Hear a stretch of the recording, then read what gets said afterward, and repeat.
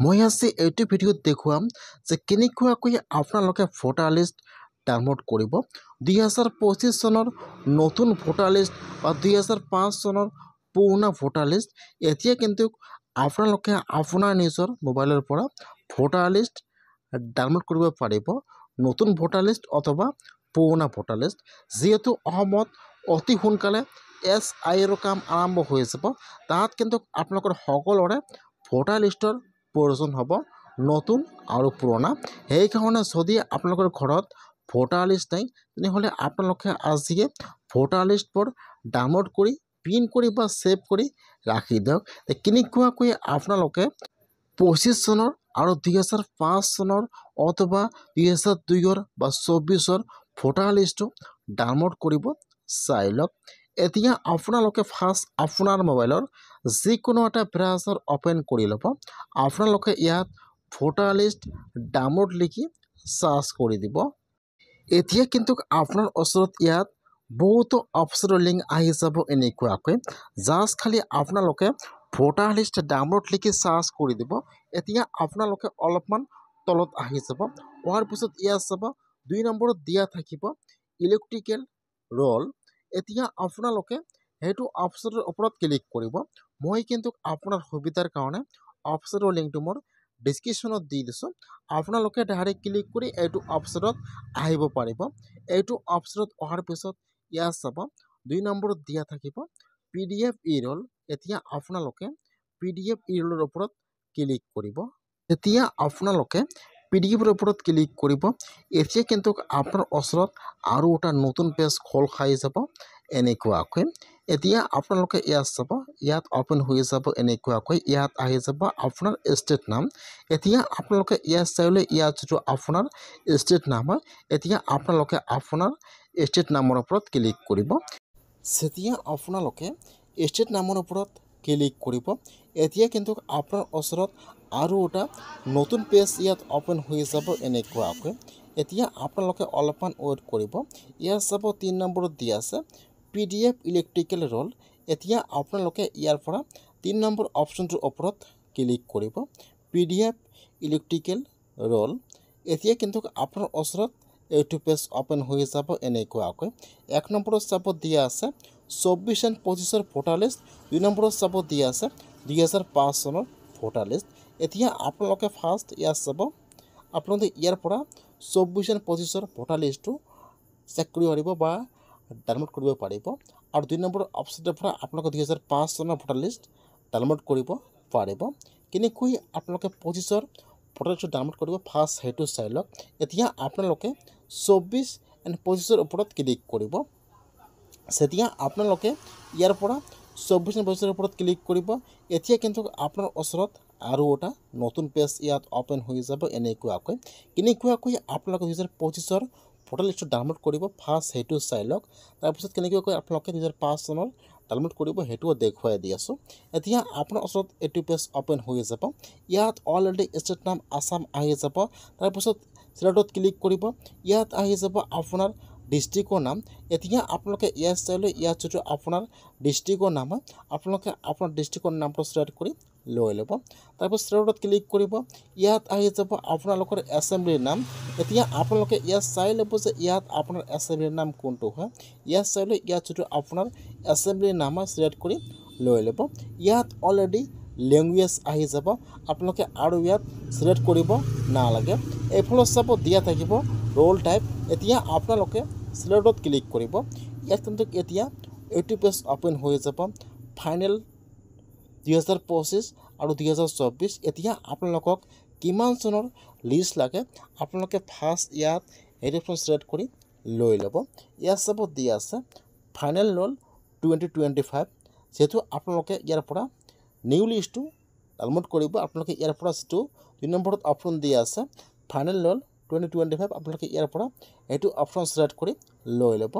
তাৰপিছত অলপমান তলত আহি যাব। ইয়াত যি কেপচা দিয়া আছে, আপোনালোকে ফাৰ্ষ্ট ইয়াত যি কেপচা আহিছে কেপচাটো সেইটো ঘৰত বহাই দিব। কেপচাটো বহাই দি আপোনালোকে ইয়াত চাব দিয়া আছে আপোনালোকৰ পলিং চেণ্টাৰৰ নাম।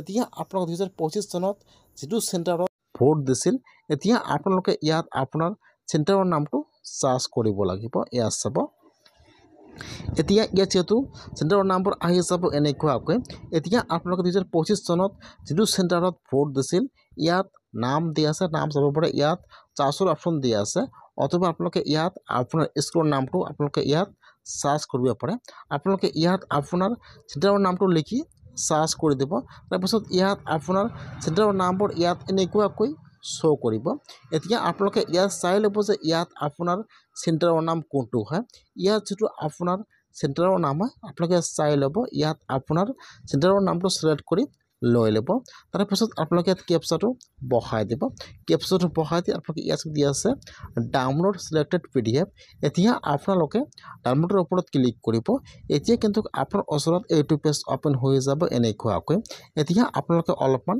ৱেইট কৰিব ইয়াত পেজটো দেখুৱাই দিব ষ্টেটাছ প্ৰগ্ৰেছ এতিয়া আপোনালোকে অলপমান ৱেইট কৰিব আপোনাৰ মোবাইলত লিষ্টটো ডাউনলোড হৈ যাব এতিয়া আপোনালোকে লিষ্টটো ওপেন কৰি চেক কৰিব যে আপোনালোকৰ লিষ্টত নামটো আহিছে নে অহা নাই আপোনালোকে এনেকুৱাকৈ 2025 চনৰ নতুন ভোটাৰ লিষ্টটো ডাউনলোড কৰিব লাগিব এতিয়া আপোনালোকে ইয়াত চাইলে ইয়াত যেটো আপোনালোকৰ লিষ্টত নাম আহিছে আপোনালোকে লিষ্টটো পিন কৰি বা সেভ কৰি ৰাখি দিব আপোনালোকে এনেকুৱাকৈ 2025 চনৰ ভোটাৰ তালিকা ডাউনলোড কৰিব লাগিব যদি আপোনালোকে এতিয়াও লিষ্টটো ডাউনলোড কৰিব নোৱাৰে আপোনালোকে এনেকুৱাকৈ লিষ্টটো ডাউনলোড কৰক আপোনালোকে আপোনাৰ নিজৰ মোবাইলৰ পৰা আপোনালোকে 2025 চনৰ ভোটাৰ লিষ্টটো এনেকুৱাকৈ আপোনালোকে আপোনাৰ নিজৰ মোবাইলৰ পৰা ডাউনলোড কৰিব লাগিব আপোনালোকে লিষ্টটো ডাউনলোড কৰি সেভ কৰি পিন কৰি ৰাখি দিব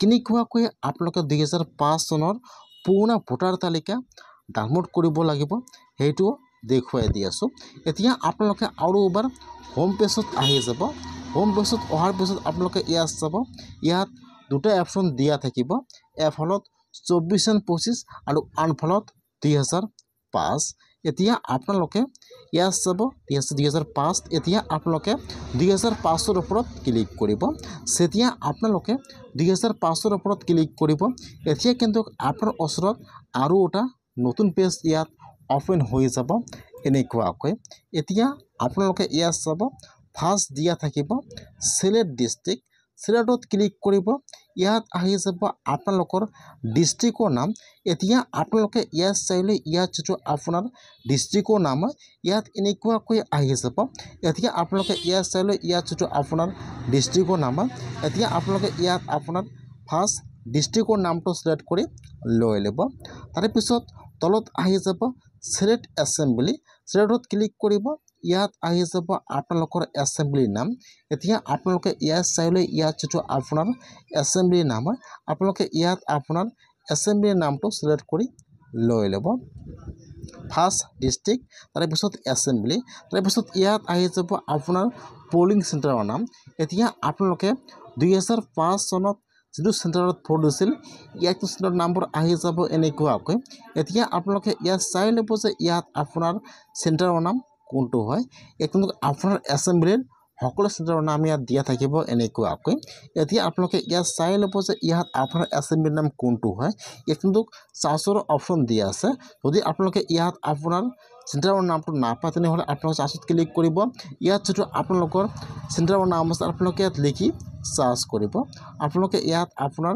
চেণ্টাৰৰ নামটো লিখি আপোনালোকে ইয়াত চাৰ্চ কৰিব ইয়াত কিন্তু নামবোৰ আহি যাব এনেকুৱাকৈ এতিয়া আপোনালোকে ইয়াত চাই ল'ব যে ইয়াত আপোনাৰ চেণ্টাৰৰ নাম কোনটো হয় ইয়াত নামটো আছে এইবোৰ সব দিয়া আছে ভিউ পিডিএফ এতিয়া আপোনালোকে ভিউ পিডিএফৰ ওপৰত ক্লিক কৰিব ভিউ পিডিএফ এতিয়া কিন্তু আপোনাৰ ওচৰত 2005 চনৰ ভোটাৰ তালিকাটো ইয়াত আহি যাব এনেকুৱাকৈ এতিয়া আপোনালোকে ইয়াত চাই লওক ইয়াত যেটো 2005 চনৰ ভোটাৰ তালিকাৰ 1 নম্বৰ পেজটো দিয়া আছে আপোনালোকে ফাৰ্ষ্ট এইটো পেজ পিন কৰিব লাগিব আপোনালোকে ফাৰ্ষ্ট ইয়াতো 1 নম্বৰ পেজ দিয়া আছে আপোনালোকে ফাৰ্ষ্ট সেইটো পেজ পিন কৰিব আৰু যেটো লিষ্টত আপোনালোকৰ নাম আছে বা আপোনালোকৰ মাক বাপেকৰ নাম আছে আপোনালোকে সেইটো পেজ পিন কৰিব লাগিব আপোনালোকে ইয়াত 2005 চনৰ দুটা পেজ পিন কৰিব লাগিব 1 নম্বৰ পেজটো আৰু যেটো আপোনালোকৰ নাম আছে আপোনালোকে সেইটো পেজ পিন কৰিব লাগিব আপোনালোকে এনেকুৱাকৈ 2005 চনৰ ভোটাৰ তালিকা ডাউনলোড কৰিব লাগিব।